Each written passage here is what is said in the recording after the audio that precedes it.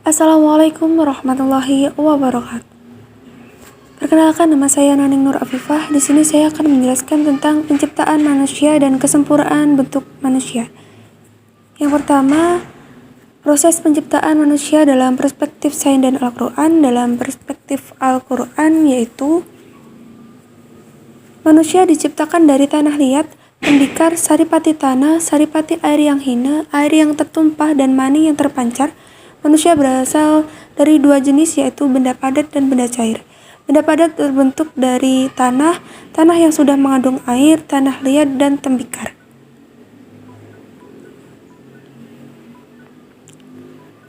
Penciptaan manusia dari tanah pada surah Al-Hajj ayat 5 menjelaskan bahwa Allah menyapa manusia dan menerangkan bahwa mereka diciptakan dari tanah, kemudian berproses dari zigot sampai janin, lalu manusia lahir menjadi kanak-kanak dan dewasa, ada yang kemudian meninggal, dan ada pula yang diberi usia lanjut. Penciptaan manusia dari tin, menurut kata Al-Ashfahani, tin bermakna tanah yang sudah bercampur air atau tanah basah. Penciptaan manusia dari syal-syal. Syal-syal adalah tembikar kering yang berlongga yang dibuat dari tanah sehingga mengeluarkan bunyi bila ditiup atau diayunkan. Benda itu menurut Al-Quran dibuat dari hama, yaitu tanah liat yang sedikit berbau. Tanah itu dibentuk masnun menjadi syal-syal tersebut. Kata tersebut diulang 3 kali di dalam Al-Quran. Selanjutnya,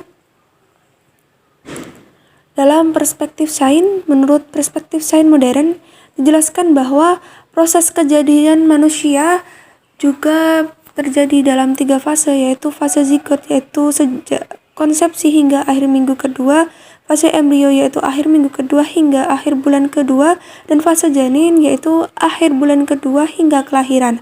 Sains modern mendapatkan informasi perkembangan manusia dalam rahim setelah melakukan pengamatan dengan menggunakan peralatan modern.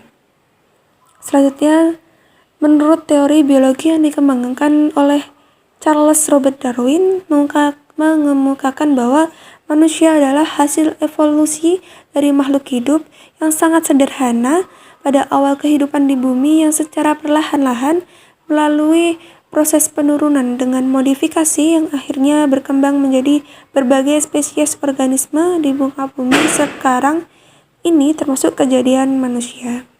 Satunya adalah konsep manusia sempurna. Manusia yang sempurna tidak memperlihatkan keadaan dirinya membandingkan dengan yang lainnya. Keadaan semua orang dirasakan sifat pribadi. Karena dirinya tersembunyi, jadi cermin memperlihatkan keadaan orang lain seperti sama pada dirinya. Cara memandang keadaan satu sarana serta dengan kenyataannya tidak melibatkan rasa, artinya tidak senang ataupun benci dengan orang yang baik dan buruk atau salah. Selanjutnya, tafsir tematik pencipta manusia. Penciptaan Adam dan keturunannya. Dalam Al-Quran, Allah SWT menciptakan Adam alaihissalam untuk pertama kali dalam jenis manusia.